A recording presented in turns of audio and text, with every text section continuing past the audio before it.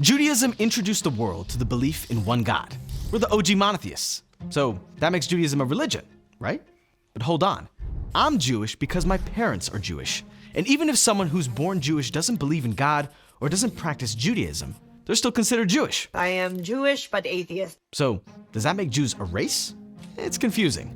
Jews don't fit neatly into a box. We're like a spork or a duck-billed platypus. A little bit of this, a little bit of that, and unlike anything else. So what's the deal? Are Jews a religion, a race, or something else entirely? In the Western context, Judaism is often thought of as a religion. We've got one God, we've got sacred texts, we've got prayers and holidays and rituals and more holidays. There are so many holidays. On the surface, this is textbook religion stuff. But unlike most major religions, you don't have to believe in Judaism to be Jewish. I mean, Jewish atheists exist, and they're still Jewish. So I said, no, I'm afraid I'm an atheist, Rabbi. And he said, well, so am I. Judaism clearly isn't just a religion. So what exactly is it? It's gotta be something more linked to heritage and ancestry. Judaism is inherited. It's passed down from generation to generation. It started with this guy, Abraham, and the Jewish people are literally his descendants. In Hebrew, we're called Ivrim, or Bnei Israel, which means Hebrews and the children of Israel. And that's not talking about Israel the land.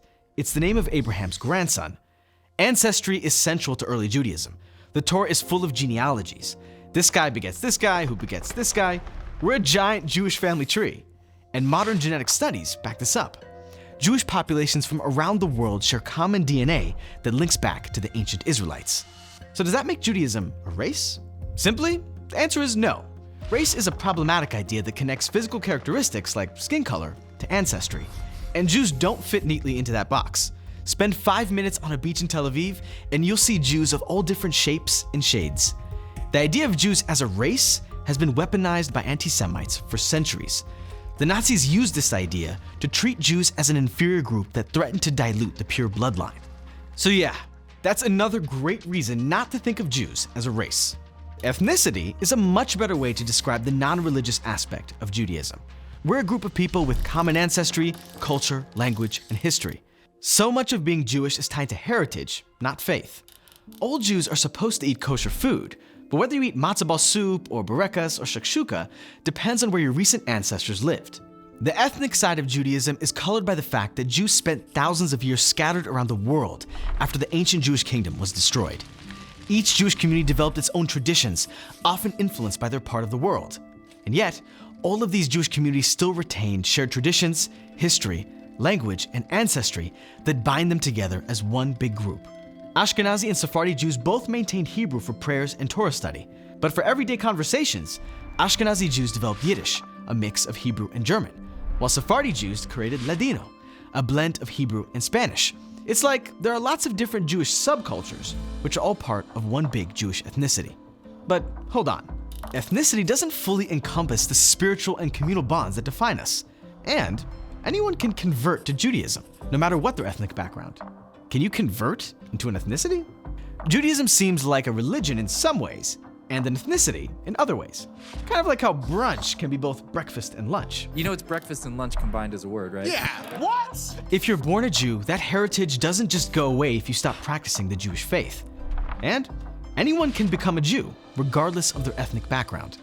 So if it's not quite a religion and not quite an ethnicity, then what is it? Some people call the Jewish people a nation. In ancient times, Jews lived as a sovereign people in the land of Israel.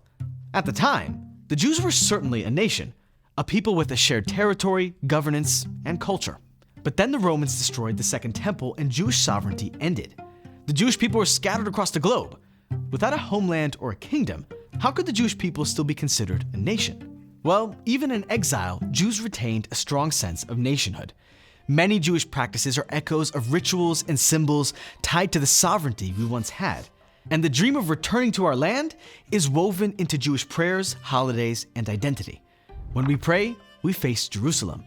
Lighting the menorah on Hanukkah recalls the menorah that once stood in the temple. The holidays of Passover, Sukkot, and Shavuot are tied to Israel's agricultural seasons and mark when Jews would make the pilgrimage to the temple during ancient times. And here's a really important point.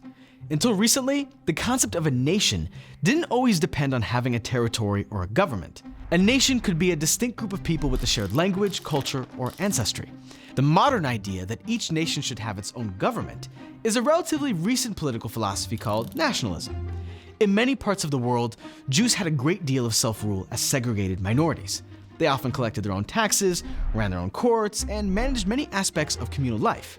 In this way, Jewish communities functioned like a second-class nation within the larger societies where they lived. But nationhood doesn't fully capture Judaism either. It doesn't include the spiritual parts of Judaism. And it gets messy when we consider how many different Jewish communities have existed in relative isolation, scattered around the globe for centuries. So, where does this leave us? Judaism isn't just a religion, a race, or an ethnicity, or a nationality. We don't really fit any of those terms. And there's a pretty good reason why. These are all new ideas, and Judaism is very, very old. It predates the idea of a religion or a race. We simply can't shove an ancient peg in a modern hole. Judaism is a relic of the ancient world. It's a fusion of family ties, culture, and spirituality that may seem unusual today, but it was very common in the ancient Near East.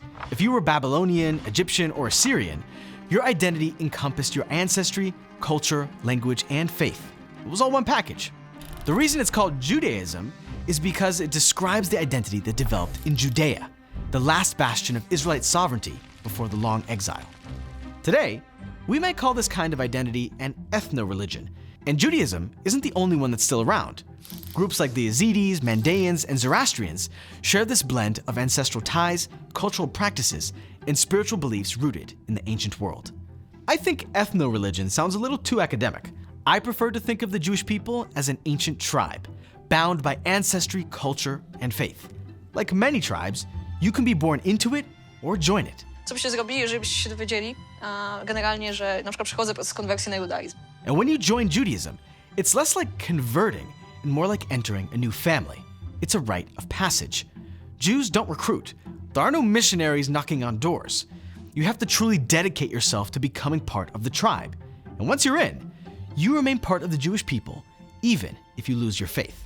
Just look at the words of the most famous person to join the Jewish people. Your people shall be my people, and your God, my God. Judaism is about adopting a faith and joining a people. Judaism is an ancient tribe, a fusion of nation, religion, and ethnicity. People can identify as Jewish in one, two, or all of these ways. And this flexibility has allowed us to preserve our identity through centuries of change. In a modern world that often separates faith, ancestry, and culture, Judaism continues to thrive as a unique bridge to an ancient way of being.